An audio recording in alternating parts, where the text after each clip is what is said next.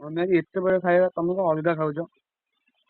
ଆଜି ମୋର କେତେବେଳେ ଭାଗ୍ୟ ଜଗନ୍ନାଥଙ୍କ ଯୋଉ ଅଭଡ଼ା ଆଇଲା ମୋର ଖାଇବି ମତେ ଘିଅ କେତେ ସୁନ୍ଦର ନା ବାସୁଛି ଶାଗ ଭଜା ଠାକୁର ଲାଗିଲା କଦଳୀ ଭଜା ଆସିଥିଲା ଡାଲମା ଆସିଥିଲା ଆଉ ଖଟା ଆସିଥିଲା ଠାକୁର ପାଖରୁ କିନ୍ତୁ ମୋର ଭାଗ୍ୟରେ ଆଜି ଜଗନ୍ନାଥଙ୍କ ପ୍ରସାଦ ମୁଁ ଆଜି ପାଇକି ବହୁତ ମାନେ ଖୁସି ଲାଗୁଛି ମୋତେ।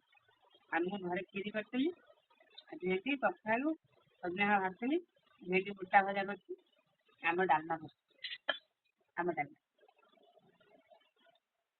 ଏତିକି କରିଛି ଆଉ। ବଢିଆ ଲାଗୁଛି ଖାଲି ଭାତ ଖାଇବାକୁ ମନ ଇଚ୍ଛା ହଉଛି ବଢିଆ ଶୀଘ୍ର କରି ଭାତ ଏତେ ସୁନ୍ଦର ବାସୁଛି ନଡ଼ିଆ ନଥିବା ଭଳି। ଆଉ ଏଇଟା ରହୁଛି ଧଳା କ୍ଷୀରି କାହିଁ କରିଛି କହିଲୁ ଆଗେ ଯେମିତି ନଡ଼ିଆ ପକେଇ କ୍ଷୀରି କରନ୍ତିନି ମୁଁ ନଡ଼ିଆ ପକେଇ କ୍ଷୀରି କଲି ହେଲା ଆଜି ନଡ଼ିଆ ପକେଇ ସ୍ପେଶାଲ କରି ମୁଁ ଲାଲ କ୍ଷୀରି କରିବି ଧଳା କ୍ଷୀରି କରିବା ନଡ଼ିଆ ପକେଇ କଲି ହାତ ଦେଇକି ତୁ ସଂକ୍ରାନ୍ତି ଅରୁଆ ଆମର ତ ଠାକୁରଙ୍କ ପ୍ରସାଦ ଖାଉଛି ଆଉ ବହୁତ ଖୁସି ତୁ ମାନେ ଖାଇବା ଠାକୁର ପ୍ରସାଦ କେବେ ବି ପଳେଇ ଆସନ୍ତୁ।